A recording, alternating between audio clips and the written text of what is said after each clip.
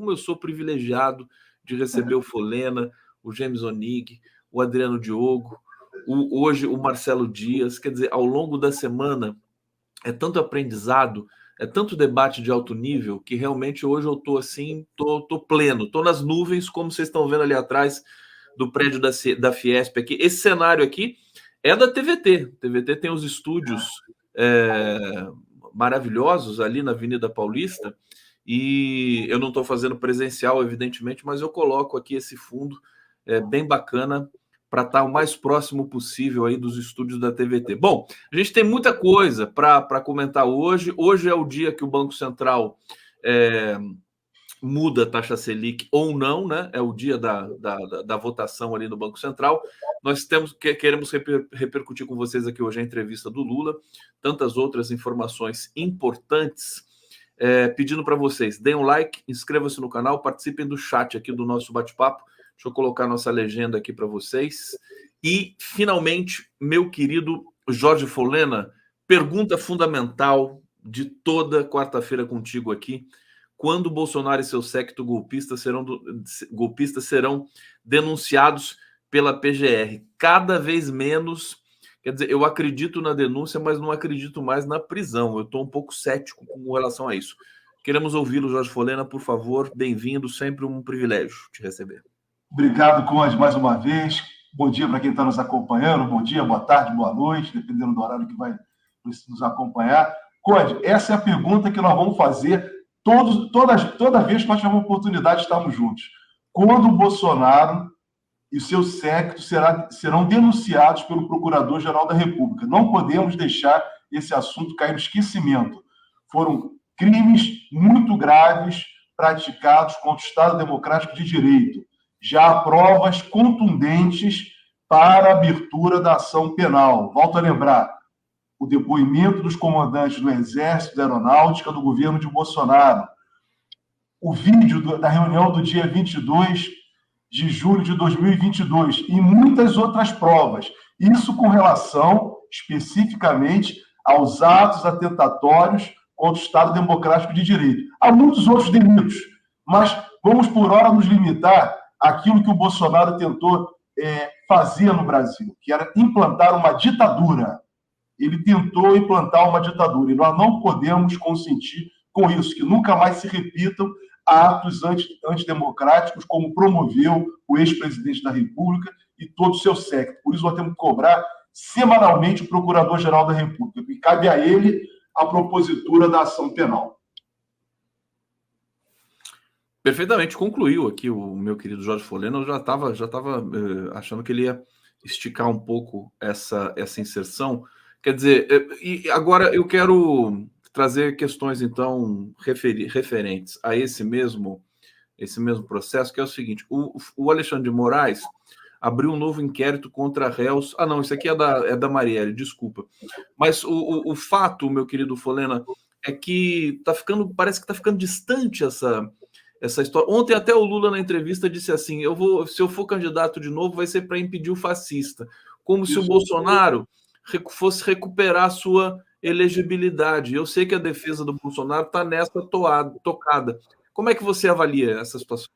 Exatamente isso, Conde. O tempo joga em favor de Bolsonaro. Então, quanto mais passar, né, vai diminuindo a cadência, a força, né, a força dos atos que ele praticou. Ele e todo o grupo dele. O 8 de janeiro de 2023 não pode ser esquecido na República, porque foi um ato atentatório contra as instituições brasileiras. E, acima de tudo, foi um ato atentatório contra a Constituição Federal de 5 de outubro de 1988, que restabeleceu a democracia no Brasil. E nós não podemos esquecer isso. O Bolsonaro é o representante fiel da última ditadura. Ele e todas essas pessoas que fizeram, boa parte dessas pessoas que fizeram parte do governo dele. Ele queria implantar uma ditadura no Brasil. Então, nós não podemos deixar cair isso no esquecimento. As instituições não podem esquecer isso. A nossa luta, Conde, no Brasil, hoje, além não só como está fazendo o governo do presidente Lula, que é recuperar a qualidade de vida do povo brasileiro, acima de tudo, melhorar a qualidade de vida, e nós estamos avançando para isso, buscar o desenvolvimento e a defesa da soberania, mas a outra grande luta política, essa sim, a grande luta política no Brasil, é evitar que o fascismo volte em alguma forma de governo. E ele está espalhado pelo Brasil. Esteve no governo federal e está em diversos governos estaduais e municipais. Está no parlamento brasileiro. Então, a nossa luta é pela democracia. Democracia efetiva. Aquela democracia que possa colocar o ser humano no centro dos interesses do país. De um país que é rico, mas que tem, infelizmente, um povo pobre. Então, para isso que nós precisamos garantir a democracia para termos soberania. Soberania que é formada pelo nosso povo. Então, essa é a luta que eu vejo que o presidente Lula tem travado nesse retorno dele à presidência da República. Veja, o presidente anterior, que governou de 2019 a 2022, ele renunciou governar o país para as pessoas. Ele entregou isso ao mercado financeiro nas mãos de Paulo Guedes, na destruição, né, de todo o arcabouço econômico, desenvolvimentista do país, ele criando uma política, né, de liberalização total, sem nenhum controle por parte do Estado, sem nenhuma preocupação com o ser humano, e, por outro lado, baseado em pautas de costume. E entregou o orçamento, o governo faz o parlamento, melhor, entregou o parlamento, o orçamento, faz o que vocês bem quiserem. Então, nós não tivemos governo, mas tivemos, sim, um governo que tinha, única e exclusivamente, uma ação, que era uma ação fascista, terrorista, contra o Brasil e contra a soberania do nosso povo. Tá aí, Jorge Folena, aqui no nosso 11 News. Eu vou vir aqui para o bate-papo. Quero trazer aqui a participação e pedir para vocês participarem aqui com a intensidade de praxe. José Carlos Faria está dizendo aqui, não a PEC 65, mais autonomia ao BC, vai jogá-lo ainda mais no colo do mercado. Bob Fields Neto tem que desocupar a moita logo, parar de fazer aqui essa palavra linda aqui que o Zé Carlos Faria coloca aqui, cifrada. Obrigado, Zé Carlos Faria. Eu sei que você está feliz, inclusive, aí, acho que na CCJ ontem não foi votada a questão da PEC 65, né? Se você quiser me informar, PEC 65 aqui é com o Zé Carlos Faria. O Zé Carlos levantou um ponto muito importante. Dentro dessa estrutura neoliberal fascista, que ainda vem do governo anterior de Bolsonaro, está o presidente do Banco Central. O presidente do Banco Central tem um pacto com o neoliberalismo e com o fascismo. Tanto é que ele esteve aí em São Paulo, reunido com o governador de São Paulo, algo que ele não poderia fazer, algo que ele quebrou a Constituição, quebrou o princípio republicano, ao ser aceito duas vezes. Uma com os amigos, com o Vescote. Pessoas muito perigosas para o Brasil. Mas, mais grave ainda, foi ele se reunir e se oferecer ao governador de São Paulo. E esse rapaz que preside o Banco Central do Brasil, ele não tem compromisso com o Brasil, ele está sabotando o país. Sabotando. Então, não seria esse o papel de um presidente do Banco Central. Mas, como dera a tal da independência do Banco Central, tiraram do governo. O governo que é eleito, é que, pela soberania popular, é que tem que colocar e coordenar o Banco Central, não é o mercado financeiro. O mercado financeiro não é eleito por ninguém, Conde. O que é o mercado financeiro? O mercado financeiro são os bancos, esses que nos exploram. E eles é que controlam o Banco Central, controlam o orçamento, exigindo corte de gastos sociais. Então, eles não têm compromisso, os banqueiros não têm compromisso com o povo, não têm compromisso com o país, só têm compromisso com os interesses deles. E esse rapaz está no Banco Central, é um preposto, é um empregado, é um bancário a serviço do sistema financeiro. Ele não tem compromisso com o Brasil. Um dos papéis do Banco Central não é só a política monetária.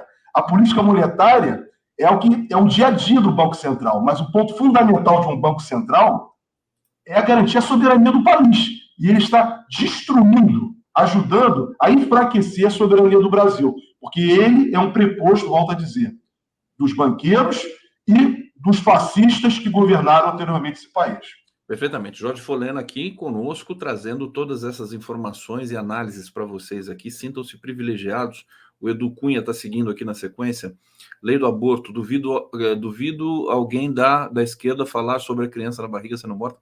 Nunca irão pensar, só pensam que não existe criança. Está meio truncada a mensagem aqui, mas a gente entendeu, viu, Edu Cunha? Democraticamente, recebendo aqui, justamente até para responder. E o nosso próximo tema será exatamente o PL do estupro, né, que a gente chama aqui com todas as letras. Cláudia Parisotto. É claro que Campos Neto está usando o cargo no Banco Central para atuação política e partidária, puxando a economia brasileira para baixo, impedindo o crescimento através do juro. Aliás, hoje, o Luiz Nassif escreveu um artigo primoroso sobre todas essas injunções. Ele disse que está tudo interligado. Eu até vou dar aqui um spoiler do artigo do Nassif, amanhã a gente tem um encontro, mas essa reunião do Banco Central de hoje, essas andanças do Campos Neto, justamente com o mercado para tensionar o processo para o Campos Neto poder sustentar os juros num patamar muito alto, para impedir o crescimento do Brasil, né? Esse é o ponto, né? Um comentário ainda sobre o Banco Central e o Campos Neto, meu querido Folena? Não, só para dizer que, Conde, os nossos internautas são, como você diz, são qualificadíssimos. Esse resumo feito agora pela nossa internauta colocou o ponto central. Esse é o ponto. O Campos Neto, ele sabota o Brasil, como você bem colocou, e ela também. Então é isso. Essa é a nossa luta, Conde. Isso faz parte, o neoliberalismo, que chamamos de neoliberalismo, que é esse liberalismo novo, que completamente sem nenhuma regulamentação estatal, e o papel do Banco Central independente é exatamente esse, é que não possa ter interferência de um governo democrático, popular e que defenda a soberania, eles impedem isso, exatamente para que possa o mercado fazer o que eles bem querem. Então não podemos consentir com isso. E aí, por outro lado, esse neoliberalismo tem como ponta de lança os fascistas, para fazer arruaças, para criar distúrbios, para desviar a discussão do ponto central de um país. Então, por isso que existem essas pessoas aí com mentiras sistemáticas, apresentando projetos de lei de costume, que não é o ponto mais importante para o Brasil. Não quero tirar aí o mérito de quem queira discutir costume, mas não é o ponto mais importante para esse país nesse momento. Então, Código, qualificadíssimo a nossa audiência. Perfeitamente. E fazendo aqui sempre o destaque, que inclusive foi proposto aqui pela própria audiência na sequência dos nossos trabalhos, de que na questão do aborto em especial, seria interessante a gente não qualificar como costume, quer dizer, direito da mulher, direito essencial, né, sobre o seu próprio corpo, meu querido Folena. É isso. A gente acostuma, né, a falar que é costume, mas na verdade é direito, né? Conde, eu escrevi um artigo no sábado, publicado, até te mandei, publicado no site do Brasil 247, né, que exatamente eu tratava do ponto que parece que o deputado lá, os deputados que subscreveram esse projeto de lei, esquecem, tem um direito fundamental antes, que é o direito fundamental da mulher à vida da mulher. E o direito da mulher decidir a sua própria vida. Então, essa discussão ela não é nova no Brasil. Isso nós temos que colocar. Então, as pessoas muitas vezes confundem. Eu vi uma encenação lá no Senado, uma coisa tocando terror nas pessoas. Mas essa discussão foi discutida com profundidade no Brasil recentemente. Em 2008 e 2009, tivemos audiências no Supremo Tribunal Federal discutindo exatamente essa questão do aborto.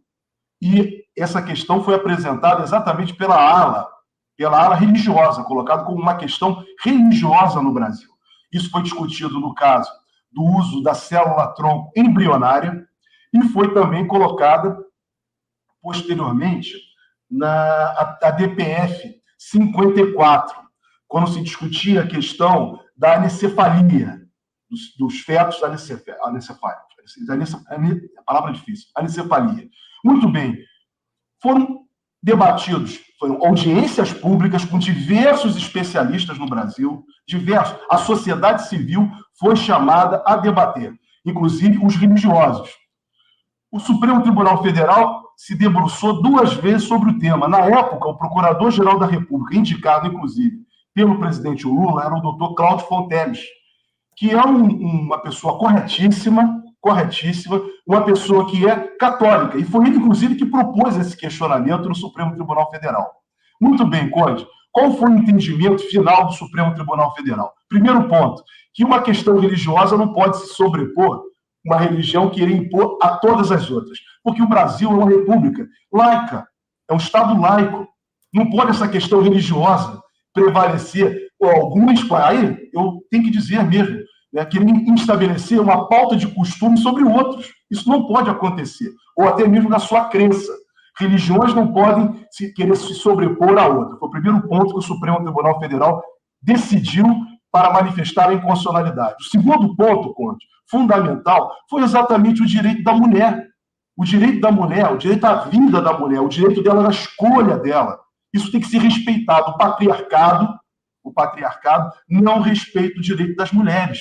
Esses senhores e essas senhoras que defendem esse tipo de imposição sobre as mulheres são homens e mulheres que, infelizmente, têm uma visão patriarcal. E não é isso. Essa sociedade patriarcal é uma sociedade consagradamente abusiva contra as mulheres. E o Supremo Tribunal Federal, então, entendeu que havia esse direito das mulheres à vida, o direito à escolha e, acima de tudo, o direito à saúde delas e o direito sanitário também das mulheres. E aí vem um ponto importantíssimo. Juridicamente, esses são os contornos. Eu não consigo ver esse projeto do estupro, como eu falei, né? Eu só consigo ver de uma maneira, Conde. Infelizmente, quem ressuscita um debate dessa natureza, para mim, foi como eu destaquei, isso é o ápice da violência contra meninas e mulheres do país. É o ápice da violência, do desrespeito contra as mulheres. Então, aí vem a questão agora política. Eles introduziram esse debate político, achando que ia impor, né, pela pauta de costumes, que o país iria ficar rendido. Veja o que aconteceu. Houve uma derrota da extrema-direita, porque quem pautou isso foi a extrema-direita.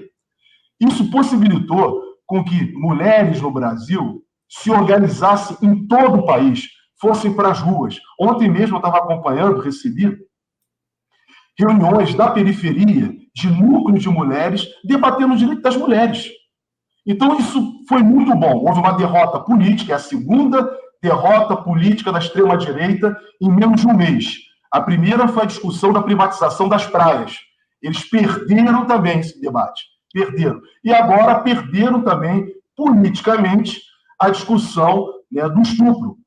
Do estupro. Eles não estavam discutindo o aborto, eles estavam discutindo, na verdade, uma autorização para o estupro e a imposição do estuprador sobre uma mulher. Essa é a questão. Então, isso, por todos os contornos que ele apresenta, mesmo que esse projeto fosse aprovado, que não será, eles já até engavetaram o projeto, já retiraram. O Lira ontem mesmo já se manifestou ao lado da deputada Benedita da Silva, que é a representante das mulheres no parlamento, na Câmara dos Deputados, já disse algo que ele criou, porque na verdade foi ele que estabeleceu a urgência, onde eu acho que não tinha urgência, de um assunto que não é novo, de um assunto que já foi amplamente discutido na sociedade brasileira, inclusive com contornos e previsões constitucionais. Ele estabeleceu e ontem mesmo ele já declarou a derrota, dizendo que vai ficar mais para frente, depois das eleições. Não vai ficar coisa nenhuma, vai ficar arquivado. E onde tem que ficar. O debate que tem que ter com a sociedade é outro. É exatamente o que fazer com homens que abusam de mulheres e garantir plenamente o direito das mulheres no Brasil. Então, para mim, esse assunto, né, sobre o aspecto jurídico, político, está bem encaminhado. E a resposta do presidente Lula, que foi cobrar, veja só, um deputado, né, queria cobrar e impor ao presidente da República exigir do presidente da República uma manifestação. É um absurdo. É um absurdo. Inclusive, representa até uma interferência, apesar de ele ser até insignificante, meu modo de ver. Mas o presidente da República se posicionou de uma forma muito clara. Se colocou, né, botou as convicções dele, pessoais, e também expôs o que era importante para o debate, que é exatamente, né, o direito à vida das mulheres, e não o estuprador. O Lula é contra o aborto em qualquer circunstância, ele é conservador. Ele, pessoalmente, ele diz isso. Ele diz isso o tempo todo, sempre disse. Agora, ele é democrático. Ele sabe que é uma questão que não cabe a ele impor a sua vontade pessoal. É uma questão que tem que ser debatida no âmbito da saúde pública. Aliás, tem uma fala importante aqui do bispo Angélico Bernardino, coloquei na legenda aqui, o bispo emérito de Blumenau, afirma que o projeto, Dom Angélico Sândalo Bernardino, afirma que o projeto de lei que equipara o aborto, né, acima de 22 semanas ao crime de homicídio, é uma distorção da realidade. Ele disse o seguinte: simplesmente punir a mulher sem discutir com profundidade de uma situação tão complexa é uma leviandade. Ele chama o projeto de leviandade. É uma precipitação legalista. É querer resolver pela lei um problema muito mais amplo e muito mais vasto. Que bom que a gente tem também integrantes da própria Igreja Católica que tem uma clareza, que tem uma profundidade do tema. Eu vou seguir lendo mais alguns comentários aqui do nosso público, sempre muito qualificado, e depois eu quero falar com você da PL do aborto exatamente, a PL do estupro, vamos dizer assim. NEL 6665 demorou para uma atitude coerente. Lula emparedado pelo Congresso e pelo Banco Central. Ou reage ou agora ou vai para a lona. É a análise um pouco do Luiz Nassif, importante. Lola Carraro, tive que fazer minha inscrição novamente, onde perdi tudo do canal. Querida, que bom. Aliás, confiram vocês aí, porque às vezes o YouTube dá acontece um bug, alguma coisa, você perde a inscrição, tem que se inscrever de novo. E de novo e de novo. Isabela Domilano Vieira, precisamos de dias de sol fixos para secar tudo. Chove intensamente no Rio Grande do Sul. De novo, bateu uma chuva lá e realmente levando transtorno para uma série, né, centenas de famílias. Vamos torcer para o tempo firmar um pouco mais no Rio Grande do Sul. Zé Carlos Faria, não é neoliberalismo, é necroliberalismo. E antes de passar para você novamente, meu querido Jorge Folena, deixa eu só pegar aqui, eu fiquei devendo aqui a análise do Nassif, mas muito brevemente, né? Seguintes eventos, ele diz, têm relação entre si. A decisão do presidente da Câmara, Arthur Lira, colocando para votar em tempo recorde o PL do estuprador. 2, os movimentos especulativos com dólar a juros longos, que se acentuaram na segunda-feira. E 3, o Senado colocando para discutir a independência financeira do Banco Central, com apoio de Roberto Campos Neto. Quer dizer, é aqui que a gente vê onde essas engrenagens se movimentam, né? Todos esses eventos entre si. Não vou pedir para você analisar isso agora, porque senão a gente vai avançar muito aqui. Eu quero que você fale sobre o PL do estuprador. Mais uma derrota midiática da extrema-direita, na sua visão? Jorge Folena, fala para a gente. Eu até falei anteriormente sobre isso, eu comentei agora, e acabei de comentar. Perfeito. Não só falei sobre a questão constitucional, porque é inconstitucional esse projeto de lei, como também politicamente foi a derrota deles. Eles perderam politicamente. E também tem sido bom, porque eles mexeram exatamente com as mulheres. Né? E as mulheres, ao meu modo de ver, Conde, a partir desse tema, estão se organizando. É aquilo que nós falávamos, né? E temos manifestado a necessidade da organização popular. Debater um tema dessa natureza, principalmente com relação ao direito das mulheres, ele é fundamental. Então, daí, Conde, a importância das mulheres em todo o país, nos bairros, nos trabalhos, nas escolas, universidades, onde quer que seja, as mulheres se reúnam e discutam seus direitos. Isso é importante, isso é fazer democracia. E isso é que vai transformar. Então, a extrema-direita possibilitou exatamente, né, que esse debate venha e que as pessoas possam se organizar. Então, eu considero que eles foram derrotados, como foram derrotados também, volto a dizer, na PEC lá das praias, que eles queriam, né, privatizar os terrenos de marinha, doar os terrenos de marinha.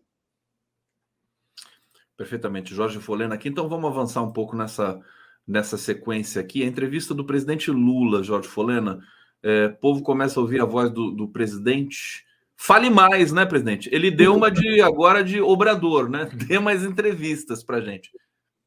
Exatamente, Conde. Acho que aquela questão do Nassif pode entrar exatamente na pesquisa nessa oitiva, essa fala do presidente Lula, até nas pesquisas. Incluir tudo num barco só. Por quê? Nós tínhamos falado aqui contigo, sistematicamente, cobrado do presidente Lula, que ele se fale mais para o povo brasileiro. Utilize as redes sociais, utilize os canais do governo, utilize o que for. E a entrevista dele ontem foi importantíssima. Por quê?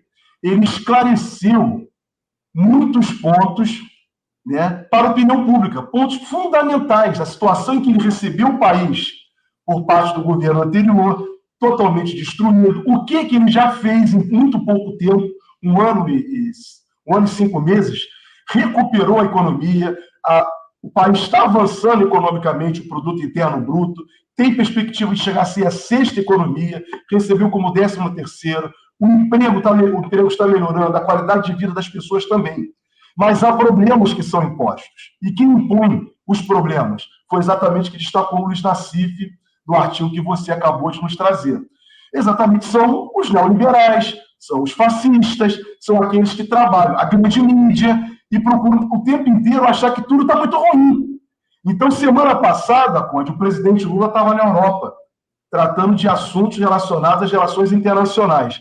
E exatamente esse mesmo grupo estava tocando terror no país, como se tudo tivesse ruim, como se o governo fosse um governo fraco, E o presidente Lula ontem, para mim particularmente, tirou uma dúvida, que era exatamente o que eu aprendi com ele na entrevista, que foi exatamente a relação dele com o parlamento. Nós já sabíamos que o presidente Lula, ele sabia disso, todos nós, que ele não teria maioria parlamentar, que o governo dele agora não seria igual ao governo dele, os governos anteriores. Muito bem, essa seria a grande dificuldade. E ele esclareceu, é verdade isso mesmo. Ele sabe dessas dificuldades e o que ele falou, por meio da negociação, ele tem conseguido levar adiante os projetos dele. Os projetos que ele apresentou ao povo brasileiro, que ratificou nas urnas exatamente em 30 de outubro de 2022, quando o elegeu no segundo turno.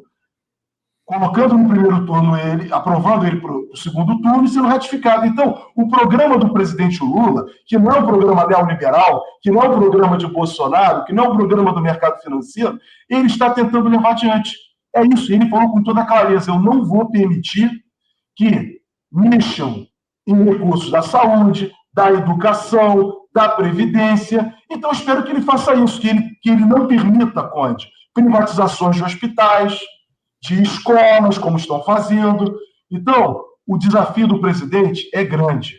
E essa entrevista dele de ontem foi fundamental para isso. Então, daí, aquilo que nós estamos falando, presidente Lula, fale para o povo cada vez mais. O povo precisa ouvir a sua voz. Siga o exemplo do Lopes Obrador. Se possível, todo dia. Vem aqui no canal do Conde, vai nos outros meios.